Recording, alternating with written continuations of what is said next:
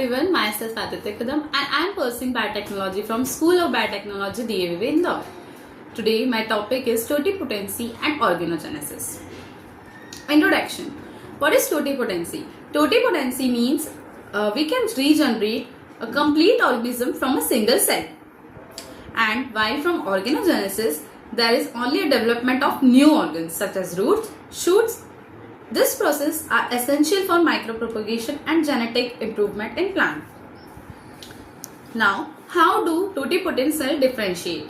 It is of two types, embryogenesis and organogenesis. From embryogenesis, embryo is formed and from embryo, complete plant takes place.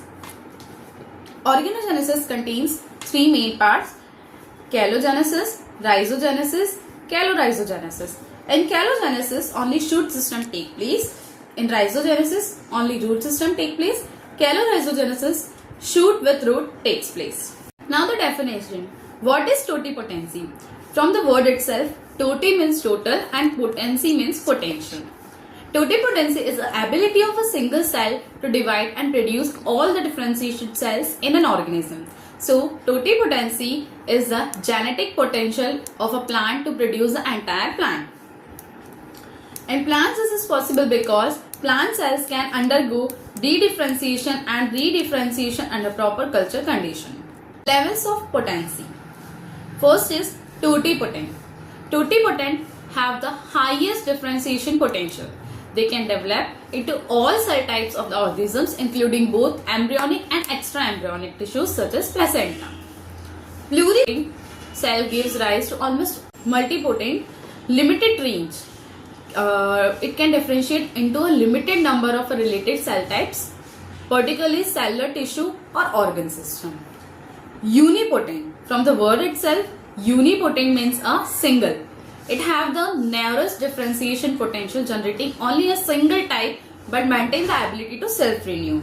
From we can explain more clearly how totipotent, pluripotent and multipotent differentiate each other. Now if we talk about mechanisms, first step is dedifferentiation. It is a process by a specialized mature plants is reversed into a meristematic state and it regains the ability to divide. Example, leaf or stem cell forming an unorganized callus. Now, second step is redifferentiation. It is a process where these become specialized, forming a new tissues, organs like root, shoot. Example, callus cell developing into shoots and roots under the influence of growth hormones. Now, from the diagram we can understand more further. Meristem. Meristematic cells are actively dividing undifferentiated cells. These cells divides continuously to form a new cells. Now, the new cells produced by the meristematic become specialized for special functions like xylem, phloem or epidermal cells. This process of specialization is called dedifferentiation. Once differentiated, cells lose their ability to divide actively. Under certain conditions like tissue culture or wound healing, these differentiated cells regain their ability to divide. They become meristematic again, forming an unorganized mass of cells called callus. This reversible is called dedifferentiation. What are the factors that influence totipotency? The first one is genetic makeup. Certain species or genotypes show higher regeneration ability. This is because the ability for cells to dedifferentiate and form callus or organ depends on their genetic programming. Second one is physiological state. Younger, less differentiated tissues are more responsive. Now why the younger? As tissue age, they become more specialized and cells capable of reverting to a meristematic dividing state. The third one is cultural conditions. pH. The optimal pH for the most plant tissue culture should be 5.6 to 5.8. Temperature, it should be 25 to 28 degrees Celsius. Light infused morphogenesis means light duration and intensity regulate photosynthesis and hormone balance. Nutritional composition, minerals and vitamins and carbon source. Carbon source acts mainly like energy supply. Minerals and vitamins are essential for enzyme activity and cell metabolism. Example, thiamine, calcium, magnesium. Proper nutrient balance ensures active cell division and morphogenesis. Now the application of totipotency. Mass clonal propagation of allied genotypes. Now what is allied genotypes? Allied genotypes means plant varieties with desirable traits such as high yield, disease resistance, equality metabolites and stress tolerance, etc. Mass production, disease-free or virus-free plants, genetic transformation and transgenic crop production, somatic hybridization, germ plasm conservation, conservation of rare and endangered species. Now the second topic is organogenesis. Organogenesis refers to the process of formation of organs such as root, shoot or embryos from undifferentiated cells and culture. It is an expression of totipotency under the influence of specific plant growth regulators. It occurs via direct or indirect pathways. Now, direct or indirect pathways. Direct organogenesis is the process by which new organs, shoots or roots develop directly from the ex-plant such as leaf, stem or petiole without forming a callus first. Example, shoot formation from nodal segment in sugarcane or banana. In indirect organogenesis, ex-plant first forms callus and then differentiates into shoots or roots. Example, callus formation from leaf or stem, ex-plant of rice. Indirect shoot regeneration from callus in carrot cultures. Now the stages of organogenesis. The first one is callus production. Differentiation of cell to form callus using oxygen-rich medium. It requires oxygen-rich medium and it is because to create a pool of totipotent cells capable of forming organs later. Second one is shoot induction. Formation of shoot buds in cytokinin dominant media. Why cytokinin? Because it promotes cell division and growth meristem formation.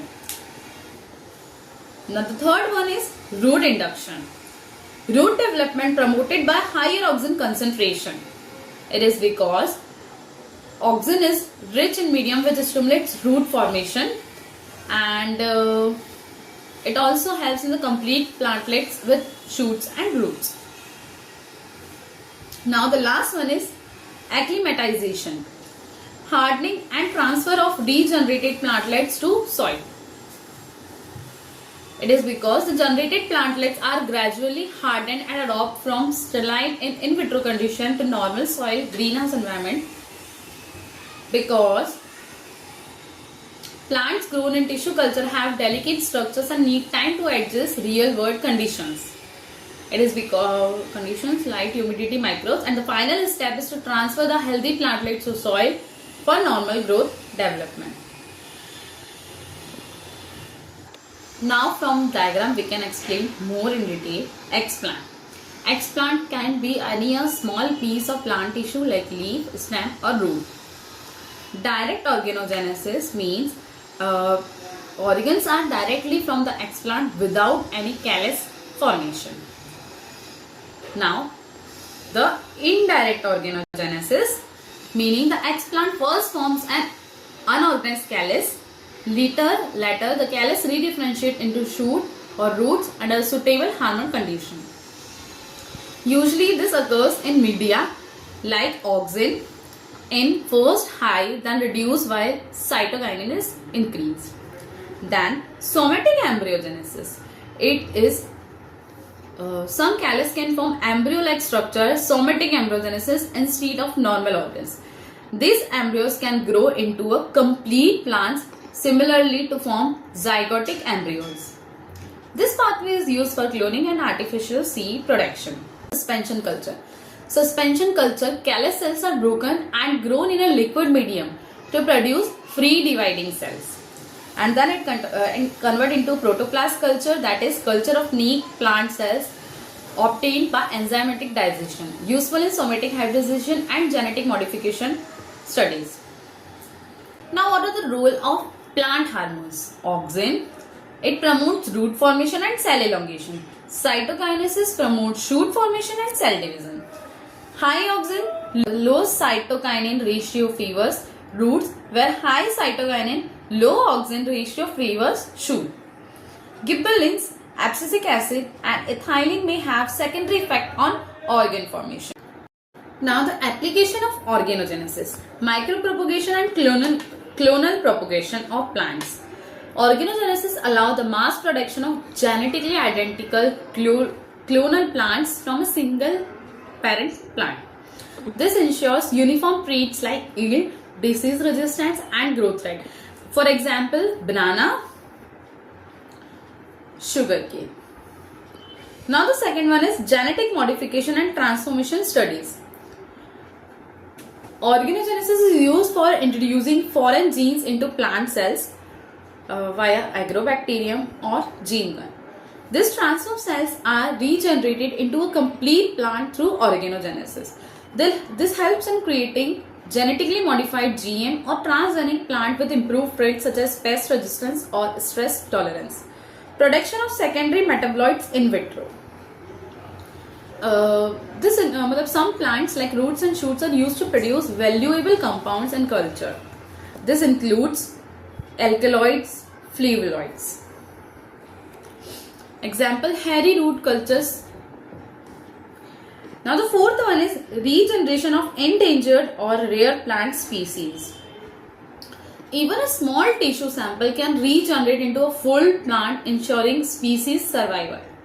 Example, orchids. Now the last one, studying plant morphogenesis and developmental biology.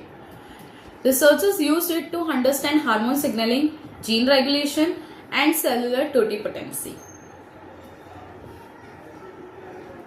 Now, what is the difference between totipotency versus organogenesis? So, in totipotency property or organogenesis is a developmental process. Totipotency represents the potential of a single cell to form a plant. Organogenesis is the practical realization of this potential under in vitro condition. Biotechnology में इनका क्या uses रहता है? Essential for tissue culture, crop improvement, genetic transformation. Enables production of transgenic plants and conservation of biodiversity. Use of rapid propagation and study of developmental mechanisms. Conclusion: totipotency and organogenesis form the foundation of plant tissue culture techniques. They enable regeneration, propagation, and genetic improvement of plants. This process are critical tools for modern plant biotechnology. Thank you.